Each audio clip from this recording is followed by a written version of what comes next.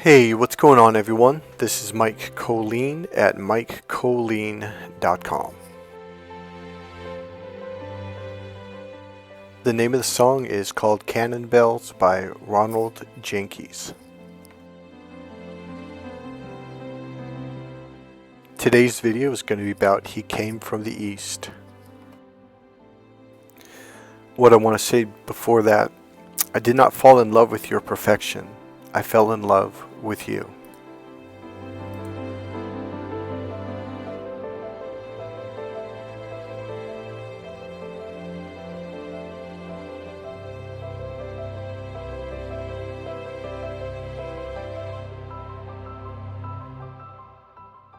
Okay, so Jesus was in the Bible up until he was about 11 or 12 years old, and then he pretty much disappeared. They call this the lost years.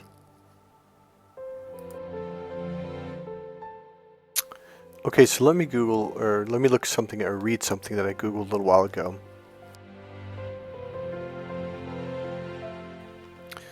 Okay, so it says the Bible has a significant 18-year gap between the ages of 12 and 30 known as the lost years, with no details about his life. Another very interesting thing in the Bible, it makes mention of him coming back from the east. So what's east of Bethlehem or east of the Middle East? Well, that would be India and Southeast Asia, Burma. Jesus' teachings were about one thing: love. They were not about right or wrong. They were not about rules. It was not about the left brain, rule, structure, organization, and logic. It was about creativity, emotions, and spirit, which is the right brain. One thing that Western science and physics and math have proven is there is more than one dimension. So we already know about the first dimension. You learned this probably in third or fourth grade math class. Okay, there's the first dimension, which is like a dot, essentially a flat point. And then there's which is length and then width. So width would be the second dimension, okay? And then height would be the third dimension. Okay, so we already know mathematically that's true. Now here's another thing. If you go far enough in math, we already know that the fourth dimension, the fifth dimension, the sixth dimension, the seventh dimension, I believe, if I remember correctly, all the way up to the 11th or the 14th dimension has been proven mathematically and scientifically. So it'd be like saying, well, I don't believe in trees. Like, why? They exist.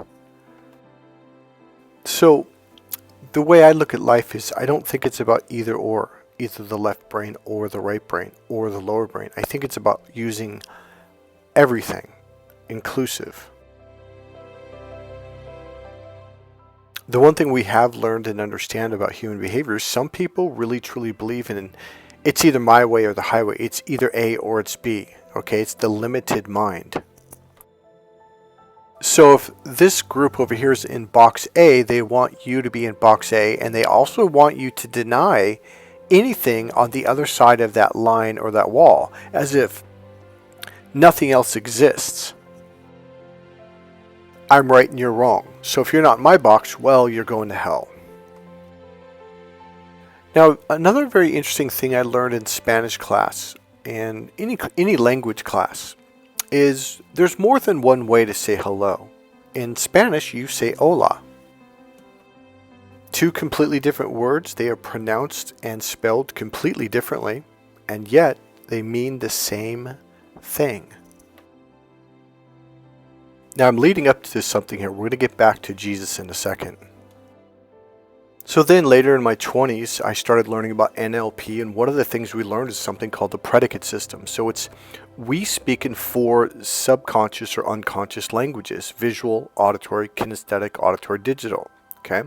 So the visual language uses words like see, look, picture, bright, and shiny. So I'm pointing to my eyes because those are all visual words. Okay? And there's a whole bunch more.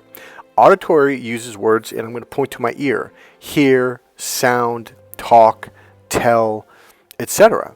Then the kinesthetic means touch and feel. They use words like touch, feel, get a hold of, like you're reaching out and grabbing something. I can grab onto that concept. I can get a hold of that concept. It's the physical language, warm, soft, smooth, etc. And then there's the auditory digital. This is when you're in your computer brain, literally your thinking brain. They use the word think a lot. Like, let me think about that. That's logical. So think, logic, logical, that makes sense. So they use the word or phrase makes sense a lot. Auditory digital, they use the word specific, detail, so they use a lot of thinking words. Now here's my point about using all these different examples. Just because you communicate something in the visual language does not mean that you're wrong. Just because you communicate something in the auditory language does not mean that you're wrong. So here's what happens. You get somebody saying something visually, well, I see what you mean. Why don't you come over here and take a look at what I'm showing you? The auditory person goes, look, show, what's he talking about, auditory? I just don't hear what he's saying. Something wrong with this guy, he's weird. We say the same thing using different predicates: visual, auditory, kinesthetic, auditory, digital. We say the same thing using different actual languages. Hola, hello. Doesn't mean they're weird, and it doesn't mean they're wrong. They're saying the same thing as you. They're doing the same thing as you. They're seeing the same thing as you. But what do people do? Oh, they're weird. Like, you will see visual people absolutely hate on kinesthetic or auditory people. Just absolutely just hate them. They don't actually have real. I don't like those guys somewhere, and they'll be mean to them, and vice versa. It works both ways. Like, auditory digital people hate everyone. If you're not thinking, making sense, and being logical, they're gonna look at you and go, oh, those people are dumb, and they'll tell their friends, yeah, those people are dumb. Or imagine this. I come along and when a visual person says, do you see what I mean? I say, yeah, I see what you mean. And they're like, wow, cool. And then auditory person will like, do you hear what I'm saying? It's like, yeah, I hear what you're saying. They're like, wow, cool. And then the kinesthetic person goes, hey man, do you get it or not? I say, yeah, I get it. And they're like, wow, you're a cool dude. Then the auditory digital person, look, do you think the way I think? I mean, does this make any logical sense to you? Does this make sense to you? Yeah, it's totally logical. Totally makes sense to me. Wow, you're a smart guy. The smart person is one who learns and pays attention and communicates to someone in their language so they can understand you and so you can understand them. I mean, do you see what I mean, or does that sound right to you? I mean, do you hear what I'm saying? Do you get it? Does that make sense? Here's the deal. There are churches that are using different predicate systems. One church is highly visual. I see what you mean. Then another one's highly auditory. I hear what you're saying. I mean, okay, there was a church right down the street from our church in Mountain View on Airhorn Drive. I used to live on Airhorn Drive, by the way. About four houses from the church. And our pastor, every once in a while, would invite their pastor over to speak for like 10, 15 minutes, before we started our church. And the minute he would leave, like, they're the same religion as us, formerly Southern Baptist, and now we're all non-denominational, but they're going to hell. They just don't get it. He might have said they don't see the picture or something like that.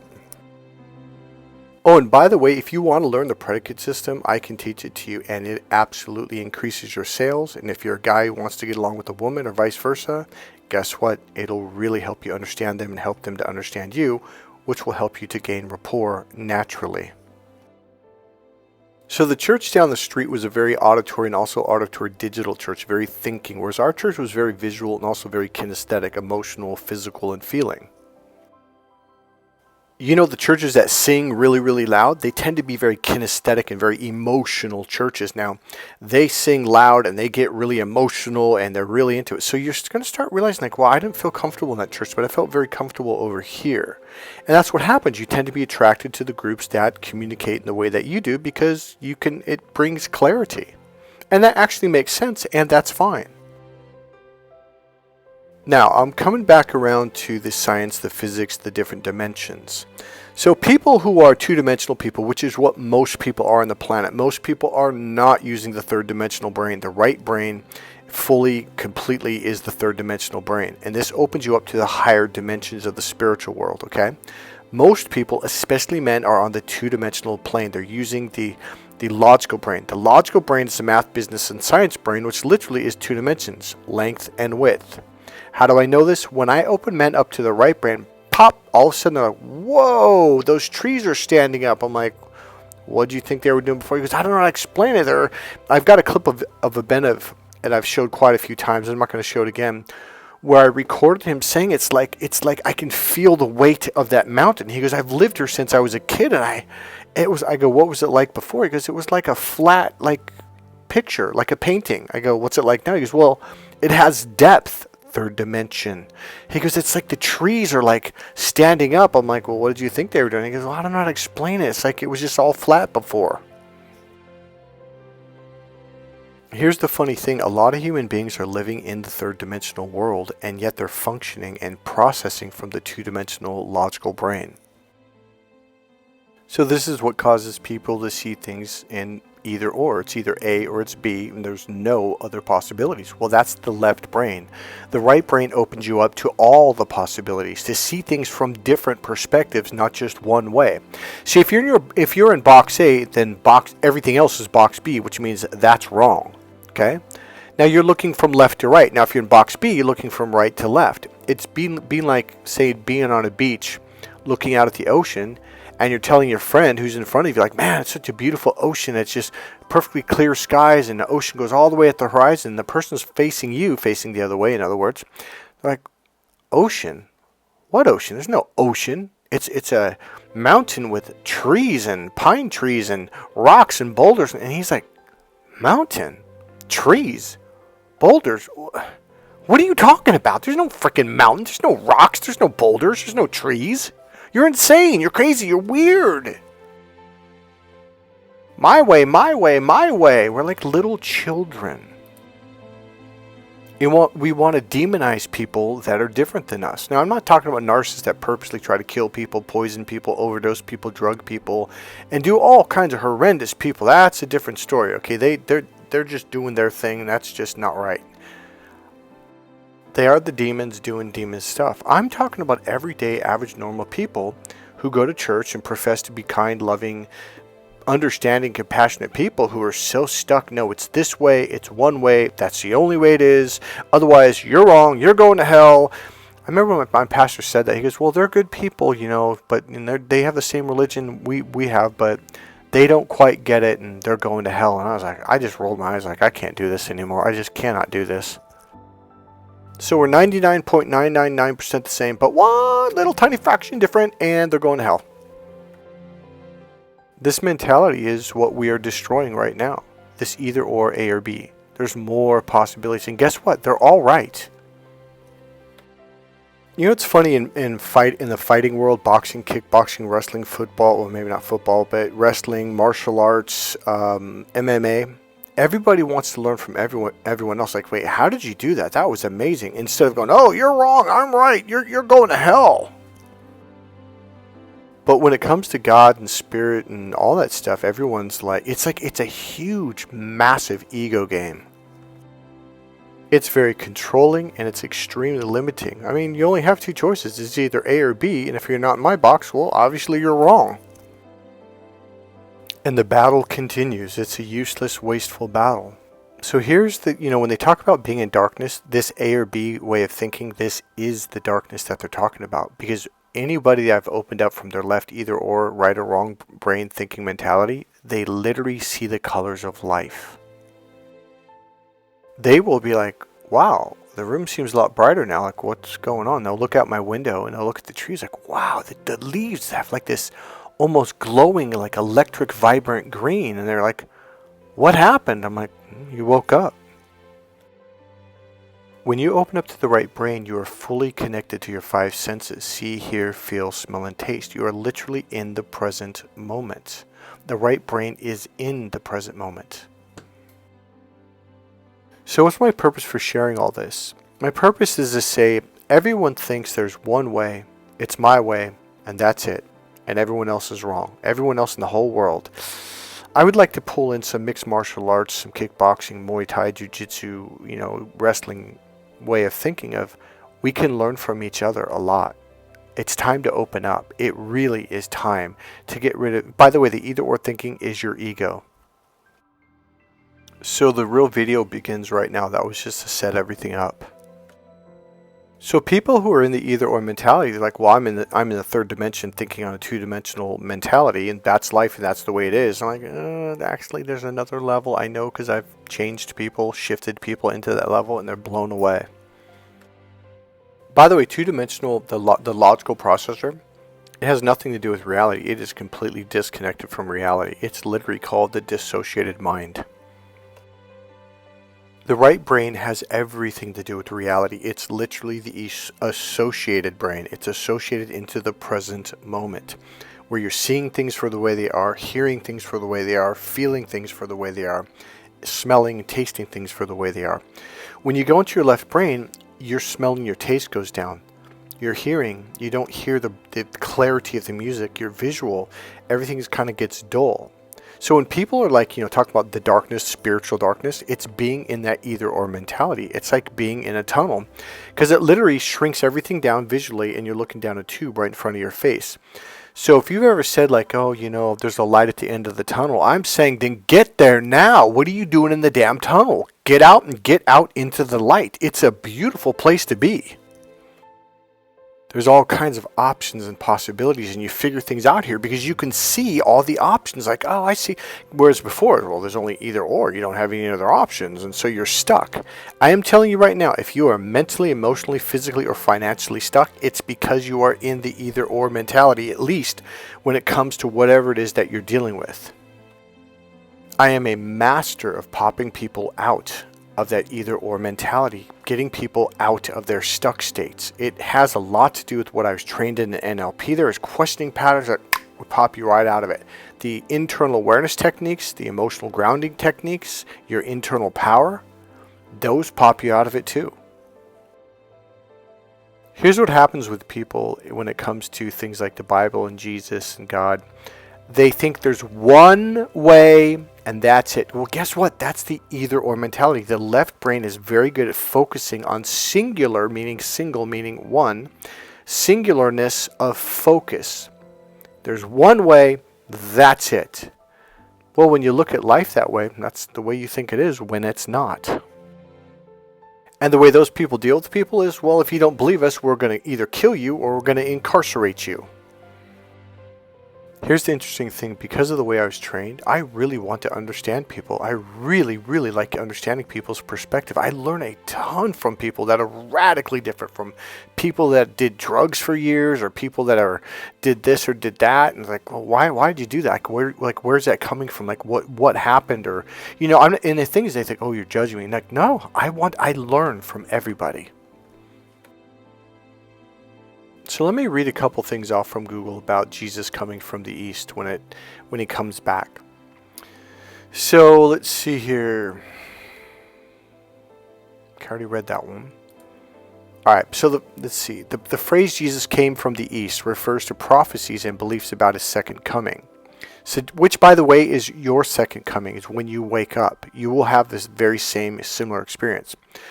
So suggesting a dramatic, visible return when he appears suddenly from the east like lightning to judge the world, a direction linked to sunrise, paradise, historical Jewish entries, blah, blah, blah. Okay, so here's the deal.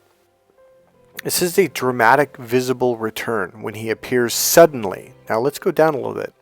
Matthew 24:27. For as the lightning comes from the east and flashes to the west, so will be the coming of the Son of Man. Now, what I'm about to share with you is something that I physically went through and experienced myself. So when you experience something, all of a sudden you understand it. Like, let's say you've never tasted an orange, right? You've never seen one. You've never smelled one. You've never held one. And someone comes from a different land that has oranges, and they're trying to explain what it tastes like, what it feels like, what it looks like, what it smells like. Well, you can't understand it. until you physically hold it, open it, and bite into it. Then you're like, oh, that's an orange. Now you have the same experience that they had, so now all of a sudden you understand what they were saying. Whereas the people who have never had that experience are looking at you like, what are you talking about, an orange? I've never even heard of an orange, I've never seen one. Like, are you making this up? Hola means hello. It's not a big deal. You know, when it came to the predicate system, one of the things we learned about people is like business people, let's say they're doing a contract together, and they've got a multi-million-dollar contract where both of them are going to make a ton of money, right? And they agree on every single point. Let's say there's 10 points in the contract. If they're speaking different predicates, they won't think that they're saying the same thing, and therefore they won't believe that they're making the same agreement, and then they won't sign the contract, and they'll yell and scream at each other, well, you don't see what I mean, well, you're not even listening to what I'm saying, and they'll argue and fight, and the contract will get ripped up. They're like, fine, no deal. Simply because they were speaking a different sub-language. These are just languages. They're saying the same thing using a different word. Hola. Hello. I remember when I was going through my awakening, I reread the part where it says, and he came from the east. I was like, wait a minute, what did that just say? That really stood out to me. So I started doing research and pulling out the the New Testament dictionaries for what the original language meant, etc., etc. And I'm like, well, I looked on the map and go, what's east of the Middle East? India, Burma, Southeast Asia. Now, there's something I'd heard a few times in college and other times, and even in movies and TV shows, maybe even in music, but I didn't really know what it meant. I didn't quite grasp it. Even though I learned it in psychology class, I still really didn't understand it until I had a physical experience of it. So I've heard this, I've read it, I had to take a test on it, multiple tests actually. The left brain is the Western mind. You ever heard like the West, like the West meaning Europe and America and Canada, etc., the West? Well, then there's the East, which is, well, Asia, so to speak, Southeast Asia, etc. And they think differently. They talk differently. Linguistically, I remember studying the language, and they were saying, well, they speak, their language is more internal, like they speak, and eventually I was with a girlfriend from Laos, Southeast Asia, and I said, I really want to go to temple because I went through the spiritual awakening. I had a feeling they would understand it, and they did. And I noticed they kind of talk inside the mouth. The Asian languages, for the most part, are very internal languages. I worked with a young man from China who's getting his master's degree in business. He was out here getting a business degree. And I said, well, if you want to speak English, you have to speak out, because you kind of speak like this. And his teachers were really kind of chastising me on this. And I said, well, you won't do very well in Western business if you kind of like this. And this is a very normal thing. And they get really and it can cause a non-connection, and people won't think you're very powerful. So one of the things I've done with Buddhist monks and also other people from Asia is I'll teach them how to enunciate, because the English language is out. It comes out of the mouth, whereas the Asian languages, if you ever spoke Thai or Lao, it's more of an internal, it's speaking inside your mouth and your throat. The other thing about the Eastern languages is they tend to be rounder and soft, whereas English is boom, boom, boom. Hello, we hit our consonants hard. Right? That's the proper we hit our consonants really hard. Well, that's the left brain. The right brain is round, smooth, and soft. The left brain is squares and triangles and angles. Everything is distinct, specific, which, by the way, is the auditory digital language. If you want to teach someone from Southeast Asia or Asia to speak English really good, just teach them to really hit. Don't know, because what they're going to do is they're going to kind of round and soften the consonants. But when they speak out and they hit the consonants hard, all of a sudden their English, boom, it skyrockets, and people can understand them. Okay, Mike, so what are you talking about? I'm talking about the difference between the Western logical mind versus the Eastern right mind. It's just different.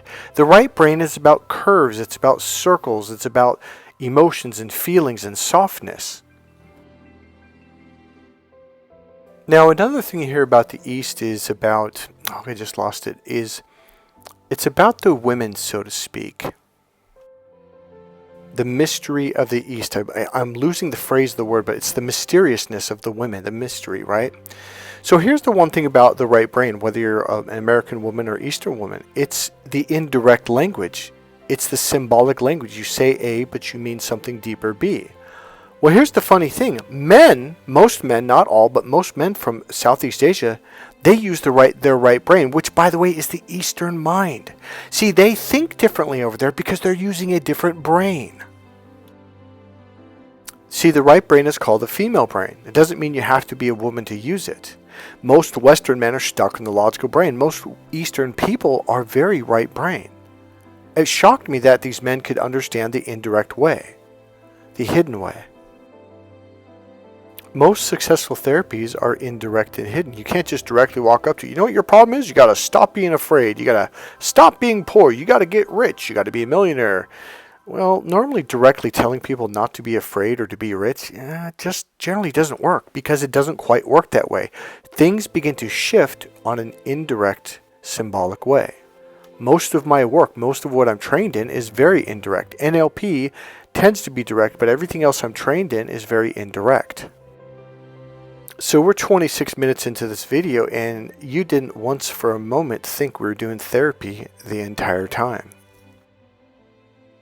So here's the deal. When I learned how to say hola, all of a sudden when people said hola, I knew what it meant.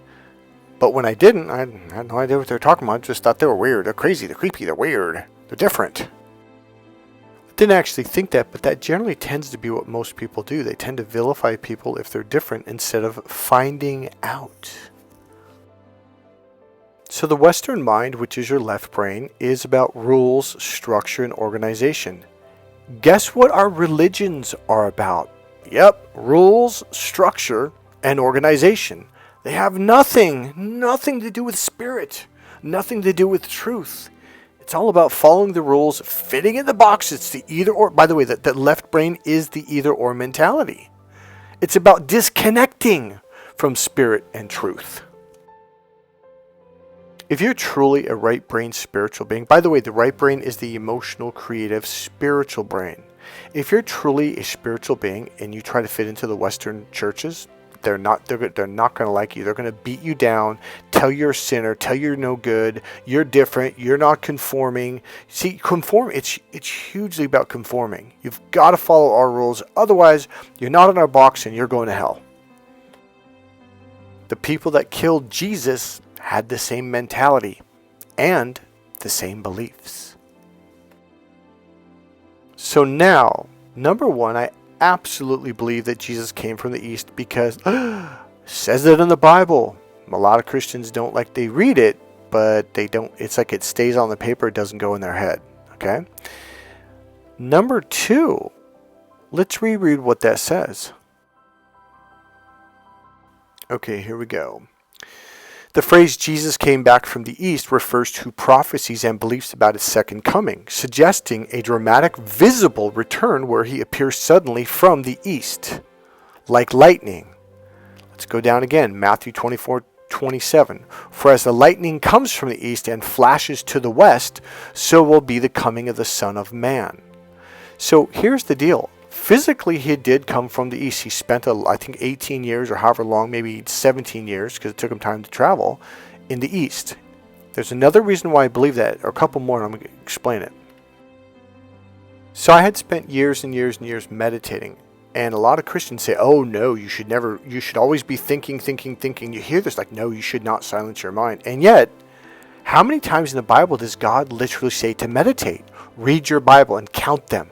Meditate upon this psalm, meditate upon these words, meditate on this issue, meditate. I went to my pastor, go, why do all the Christians say that meditation is evil and wrong and bad? He goes, Michael, how many times have I told you to stop listening to them? All of a sudden, one day I popped open. I mean, it was like a lightning flash. I was like, boom, it was like quick. I shifted over to my right brain, to the Eastern brain. It was my awakening, the second coming. Now, Bruce Lee says a phrase that relates to this. And he says, not a phrase, but like a sentence or a paragraph. He says, everyone knows how to fight. You already know how to fight. When you begin to study martial arts and fighting, you go in like this big round circle. and you study and study for years and years and years, and you come all the way back around and realize, like, I already knew how to do all of this. As Christ says, you shall not enter the gates of heaven until you become childlike, until you become like these children. When you, each and every one of you I'm talking to, were children, you were in your right brain. That was the whole point. That was the whole message. As you got older, you got put into your left linear Western mind, logical, and you disconnected. When you go through your awakening, you're like, whoa, this is familiar. This is familiar. You're like, ah. This is what life was like when I was a kid. The colors were bright. The colors were vibrant. I remember looking at the little things like a little ant or a butterfly and being just absolutely amazed by the way it moved and by its colors and in the fresh grass and in every little thing like the plant. Suddenly I got into plants all of a sudden, like when I was a little kid. I became fascinated with life again, with the earth, with plants, with water, with fish. For the first time in my life, I had fish tanks. I also, my whole living room had like 4 or 5 fish tanks. I had a little breeding tank where they'd make little babies. I mean, I just kind of went nuts. I became curious about everything, including NLP and science and hypnosis and psychology. I became alive again. You know the internal awareness techniques that I keep talking about, internal awareness and emotional grounding techniques to connect with your internal power? These are the techniques that I did daily and got better and better at, including meditation. And boom, I popped open. Now here's the thing, when I began to meditate, when I went through this spiritual awakening, all of a sudden I'm reading the teaching of Jesus going, oh man, this makes sense now. Because before it was just like, well, Jesus says this, but the church people, oh, well, you know, Jesus didn't really mean that. He didn't mean what he said. I'm like, but if you go earlier in the chapter, Jesus is the one who said, mean what you say and say what you mean. So, well, he didn't mean what he said. That doesn't make any sense. It was so confusing because I was being lied to. And so have you. When you wake up, the lies are pushed aside and you just see things for the way they are because you are fully and completely in the present moment. Now you see things and hear things and feel things and smell things and taste things for the way they are in that moment. There's no filters, there's no beliefs, there's no rules, there's just, this is what it is. You begin to see life with fresh eyes, with new or renewed eyes, the way children do. This is what I offer. This is what I teach you how to do. In the beginning, maybe you can open up for an hour, 30 minutes. It is the most amazing 30 minutes that you've had in over 20, 30, 40 years. And then you do it again. And then you do it again. The more you do it, the longer you can stay open. You will understand things in a completely, radically different way. Things become clear. The one thing I would tell people, like, well, everything Jesus says makes sense. They're like, well, what do you mean? I go, it's simple. It's 1 + 1 = 2. Everything Jesus said adds up now, whereas before it was divided and separated and nothing was connected and it didn't make any sense. Where now it's like, oh, it was basic first grade math. 1 + 1 = 2. 2 + 1 = 3. It became really, really simple. Because now you're using the same processor, your right brain, that Jesus was using. Like, well, how do you know that? Because the right brain also speaks a different language. It's called the internal language. Remember how I said that the Buddhist monks and people from Southeast Asia, kind of the Asian languages speak inside or like this, whereas the external English language is outside. The left brain is the outside external brain. The right brain is the internal brain. My point being is there's a language that I teach men called the internal language. The right brain is the internal processor. It uses specific words. The right brain has what I call a hidden language. It's a different language than men use. It uses words that go inside, like that's one of them. Internal, inside, within, look within. Wait a minute. Jesus says stuff like look within the temple. The Lord resides within the temple of the body. The body is the temple of the Lord. The Lord resides within, that's an internal word, by the way, within the temple. And another thing is when you're in your right brain, the further you go in your right brain, the more your pupils dilate and get wider and wider. Have you ever looked at a picture of Jesus Christ? His pupils are always dilated. It also, when you're in your right brain, it softens your facial muscles, your muscles around your body, which gives you a softer, rounder, more comforting look. Guess what? I teach this to men so men can be more approachable and more comfortable when they talk to a woman. I've been specializing in this for 30 years. Guess what meditation does? It opens you up to your right brain. See, when you read the teachings of Jesus, like, wait a minute, he's using the internal language. That's the right brain language. Wait, look at the pictures. Every painting of him is soft, round gestures. He has a comforting look in his eyes. His pupils are dilated. He's in his right brain. Jesus is teaching the right brain language. But the left brain comes along, rules, structure, organization. There must be some rules here.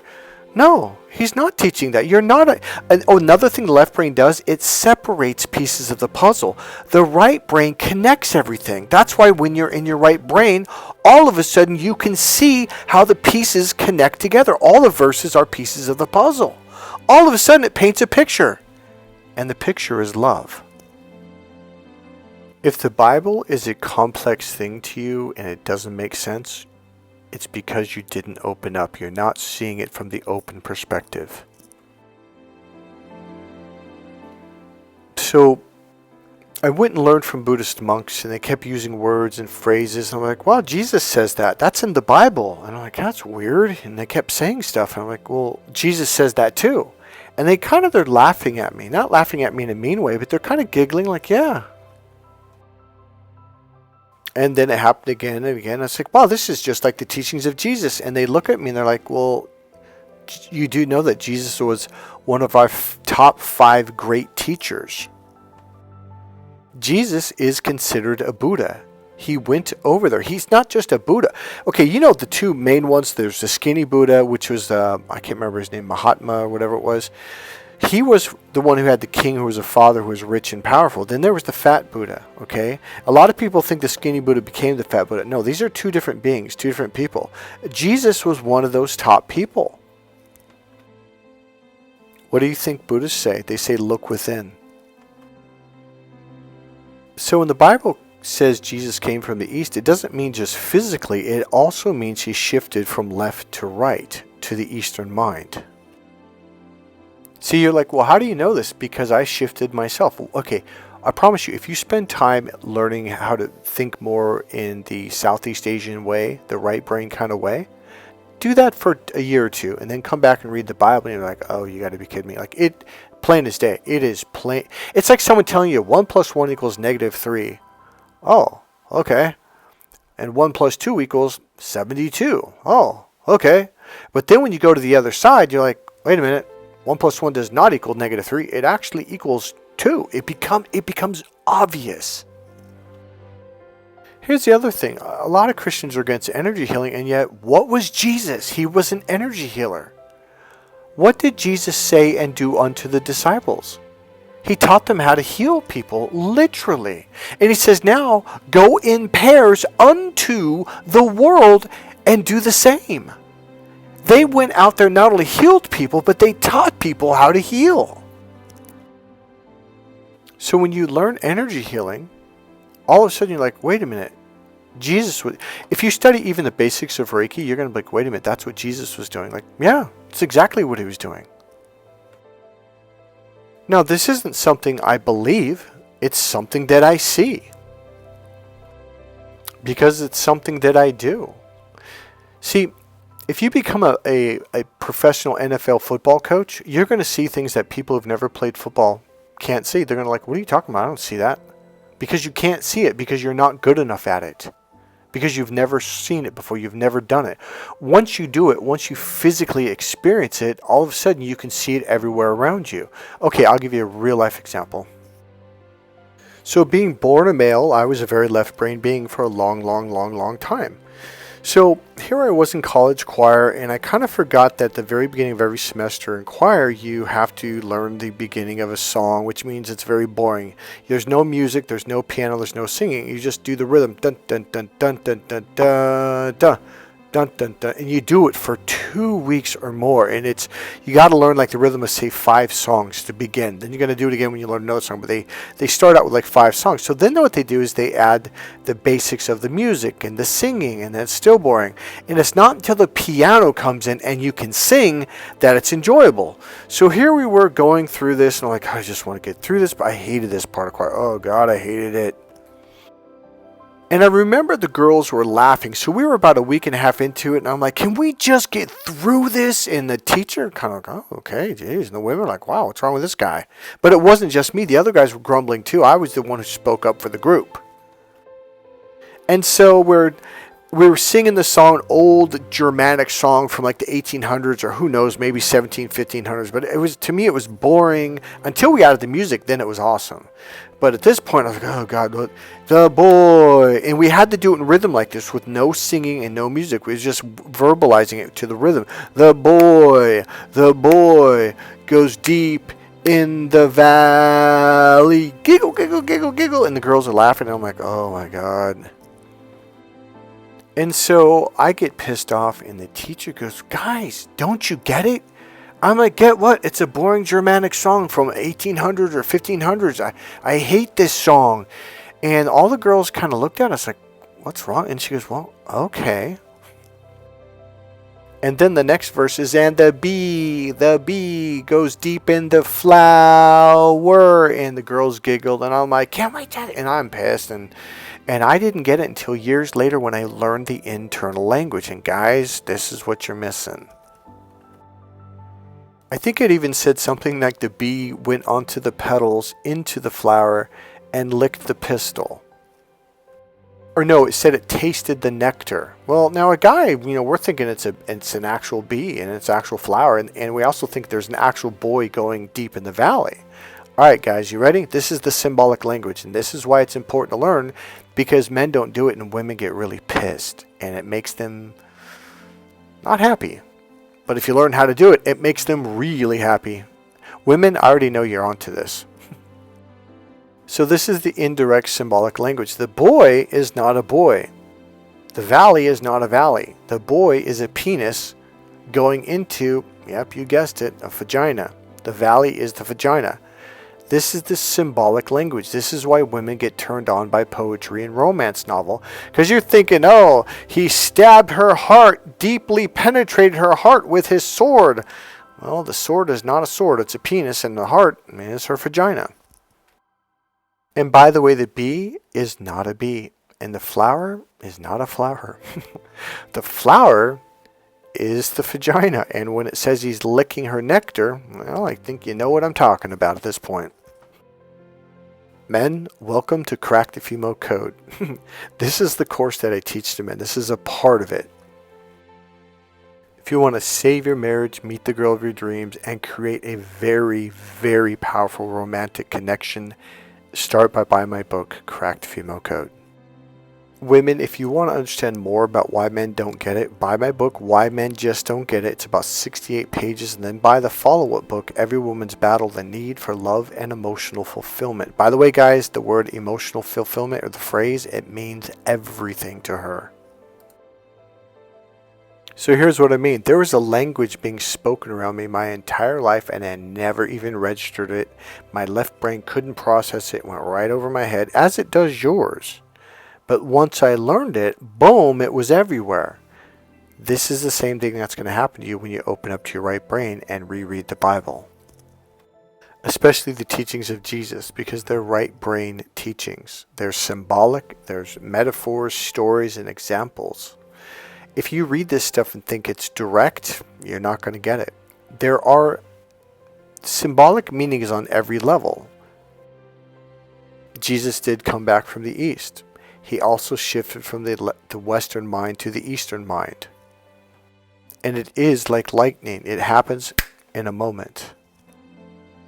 And this opens you up to a spiritual connection. And this is when you can begin to pray and get answers and healings and solutions from God. That's it, guys. God bless you. If you made it through this video, I think you learned some really, really important stuff. I think it'll give you at least give you a different perspective. And that's what it's all about, is shifting perspective so you can find more and more answers to make your life more enjoyable. That's it, guys. If you want to support this channel, please click the subscribe, click the like button, go ahead and make a comment. And as always, there's a PayPal link right there in the description box. You can go ahead and make a donation there, or you can buy one of my dating and or relationship books, or hire me for coaching. All right, guys, I'll see you in the next video. Bye.